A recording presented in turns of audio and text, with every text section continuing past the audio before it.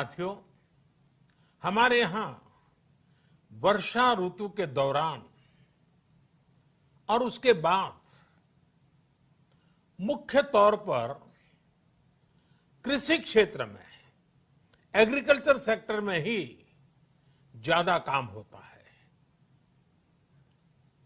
अन्य दूसरे सेक्टरों में थोड़ी सुस्ती रहती है। जुलाई से धीरे धीरे त्योहारों का भी माहौल बनने लगता है। अब आप देखिए, अभी 5 जुलाई को गुरु पूर्णिमा है, फिर सावन शुरू हो रहा है, फिर 15 अगस्त आएगी, रक्षाबंधन आएगा, कृष्ण जन्माष्टमी आएगी, गणेश चतुर्थी आएगी, ओणम होगा, और आगे जाएं तो काटी बिहू है, नवरात्रि है, दुर्गा पूजा है, दशहरा है, दीपावली है, छठी मैया की पूजा है। त्योहारों का ये समय जरूरतें भी बढ़ाता है, खर्च भी बढ़ाता है। इन सभी बातों को ध्यान में रखते हुए ये फैसला लिया गया है कि प्रधानमंत्री गरीब कल्याण अन्न योजना का विस्तार अब दिवाली और छठ पूजा तक, यानी नवंबर महीने के आखिर तक कर दिया जाएगा। यानी 80 करोड़ लोगों को मुफ्त अनाज देने वाली ये योजना अब जुलाई, अगस्त, सितंबर, अक्टूबर, नवंबर में भी लागू रहेगी।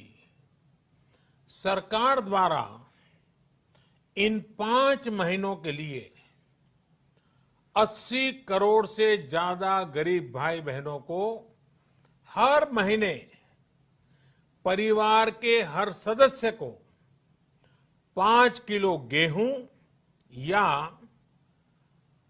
5 किलो चावल मुफ्त मुहैया कराया जाएगा।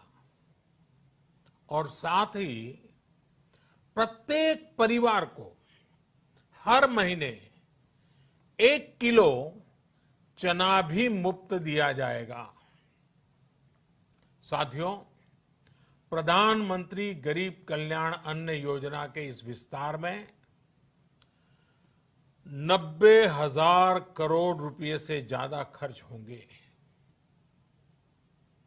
और अगर इसमें पिछले 3 महीने का खर्च भी जोड़ दें तो ये करीब करीब 1.5 लाख करोड़ रुपया हो जाता है। अब पूरे भारत के लिए हमने एक सपना देखा है। कई राज्यों ने तो बहुत अच्छा काम भी किया है। बाकी राज्यों पर भी हम आग्रह कर रहे हैं कि इसको काम को आगे बढ़ाएं। और काम क्या है? अब पूरे भारत के लिए एक राशन कार्ड की व्यवस्था भी हो रही है। यानी एक राष्ट्र, एक ration card, one nation, one ration card. इसका सबसे बड़ा लाभ उन गरीब साथियों को मिलेगा जो रोजगार या दूसरी आवश्यकताओं के लिए अपना गांव छोड़ करके कहीं और जाते हैं, किसी और राज्य में जाते हैं।